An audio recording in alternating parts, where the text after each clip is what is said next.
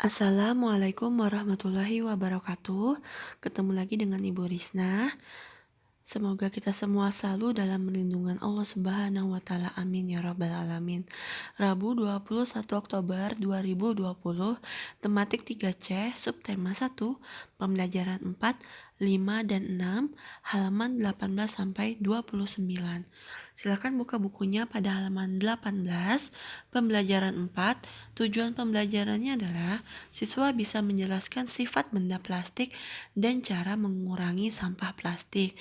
Bisa dilihat di buku kalian pada halaman 18 itu ada berbagai macam benda-benda yang terbuat dari plastik. Ada piring, mangkuk, sendok, sedotan, dan lain-lain. Nah, kenapa bahan plastik ini banyak digunakan? Karena ringan, tahan lama, dan tahan air. Namun, sampah plastik dapat mencemari lingkungan.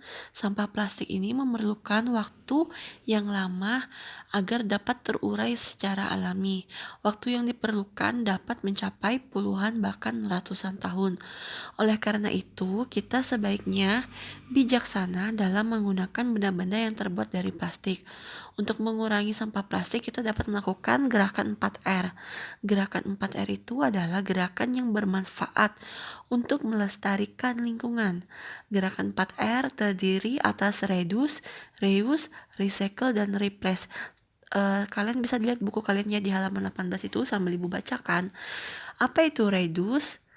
Reduce berarti kita mengurangi sampah yang kita hasilkan. Misalnya membawa bekal makanan menggunakan kotak makanan. Kita berusaha mengurangi penggunaan plastik untuk membungkus makanan.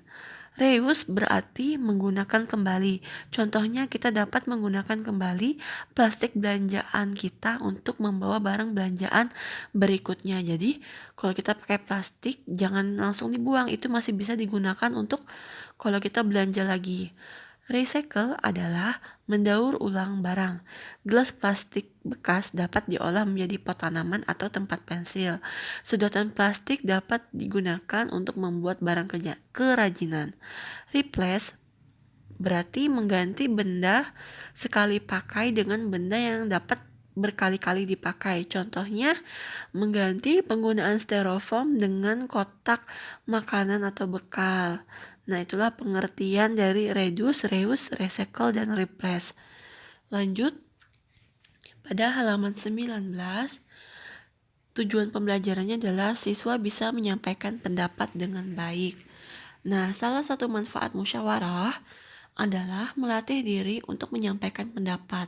Ketika bermusyawarah, kita bebas menyampaikan pendapat, namun pendapat harus disampaikan dengan baik. Caranya dengan angkatlah tanganmu sebelum menyampaikan pendapat.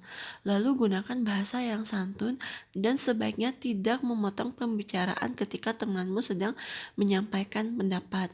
Jadi kalian dengarkan dulu pendapat teman kalian. Setelah teman kalian selesai berbicara, barulah kalian menyampaikan pendapat kalian. Oke, lanjut di pembelajaran 5 pada halaman 24. Di sini tujuan pembelajarannya adalah siswa bisa menjelaskan sifat dari berbagai bahan, yaitu kaca, logam, dan karet. Buku kalian pada halaman 24 itu ada penjelasannya ya. Benda terbuat dari kaca. Apa itu kaca? Kaca itu bersifat tembus pandang, tahan air, dan tahan panas. Karena sifatnya tembus pandang, kaca digunakan pada jendela. Kaca juga digunakan untuk membuat berbagai macam peralatan makanan dan masak karena tahan air dan tahan panas. Namun bahan kaca memiliki kelemahan, yaitu mudah pecah. Itu ya contoh untuk bahan kaca, bisa kalian lihat itu ada akuarium kecil, kacamata, ada toples-toples yang terbuat dari kaca dan cermin. Untuk yang B, bahan terbuat dari logam.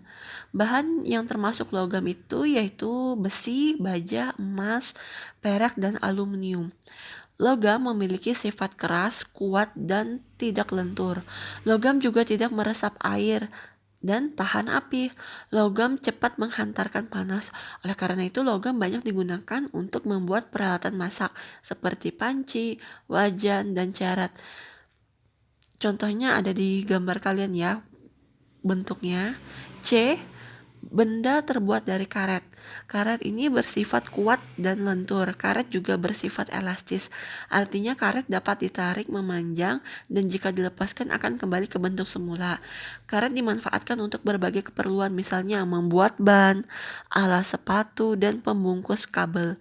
Meskipun karet bersifat kuat dan lentur, tetapi karet ini tidak tahan api. Jadi jangan sampai peralatan di rumahmu yang terbuat dari karet terkena api, karena karet yang terkena api akan meleleh. Nah itu ya contoh benda yang terbuat dari karet. Ada ban, ada sarung tangan yang terbuat dari karet, ada mainan bebek-bebekan itu yang terbuat dari karet, sepatu boot, sandal jepit, dan karet gelang. Ada di buku kalian ya. Lanjut pada halaman 25. Tujuan pembelajarannya, siswa bisa menyebutkan manfaat musyawarah dan menceritakannya. Jadi manfaat musyawarah itu apa saja?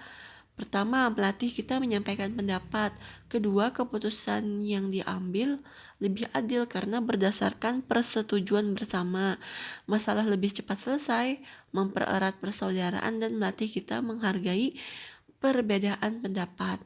Agar musyawarah dapat dirasakan, seluruh peserta musyawarah sebaiknya menerima dan melaksanakan hasil keputusan musyawarah dengan gembira. Nah, di buku kalian itu ada kegiatan musyawarah yang dilakukan siswa, yaitu mereka sedang berbagi tugas, tapi dilakukan dengan bermusyawarah. Lanjut di pembelajaran 6, pada halaman 28, siswa bisa menyimpulkan bahan dan sifat pembuat benda. Sekarang di situ di buku kalian ada percakapan antara Lani dan ibunya. Lani bertanya nih, "Ibu, mengapa panci terbuat dari aluminium?" Ibu menjawab, "Karena aluminium dapat menghantarkan panas dengan baik, Nak." Baru kata Lani bertanya lagi, "Dapatkah panci terbuat dari kayu, Bu?" "Tidak bisa, Nak. Kayu tidak dapat menghantarkan panas dengan baik. Kayu yang terkena api akan dengan mudah terbakar." Nah, jadi apa kesimpulan kalian dari percakapan antara Lani dan ibunya? Jadi, eh, setiap benda itu mempunyai perannya masing-masing dan fungsinya masing-masing. Jadi kalau aluminium itu karena dia dapat menghantarkan panas dengan baik, jadi bisa dibuat peralatan untuk memasak. Jadi memasak kita akan lebih cepat matang atau masak. Jadi kalau panci terbuat dari kayu malah tidak bisa, malah akan terbakar karena kayu itu tidak tahan dengan api. Lanjut ya. Halaman 29, tujuan pembelajaran kita adalah menghargai pendapat teman yang berbeda dengan pendapat kalian. Nah, di sini Nina dan kelompoknya ingin membuat clipping tentang benda-benda sekitar. Mereka bermusyawarah untuk menentukan benda-benda apa saja yang akan mereka pilih. Jadi ketika bermusyawarah dapat terjadi perbedaan pendapat. Tidak semua orang memiliki pendapat yang sama dengan kita. Setiap orang memiliki pemikiran terhadap sesuatu hal.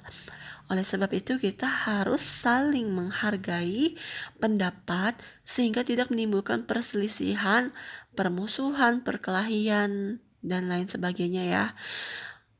Menghargai pendapat orang lain dapat kita lakukan dengan cara-cara sebagai berikut. 1. Menyimak atau mendengarkan teman yang sedang menyampaikan pendapat. Kedua, tidak memotong pembicaraan teman yang sedang menyampaikan pendapat. Ketiga, tidak mengejek pendapat orang lain. 4. Mengungkapkan ketidaksetujuan dengan bahasa yang santun. 5.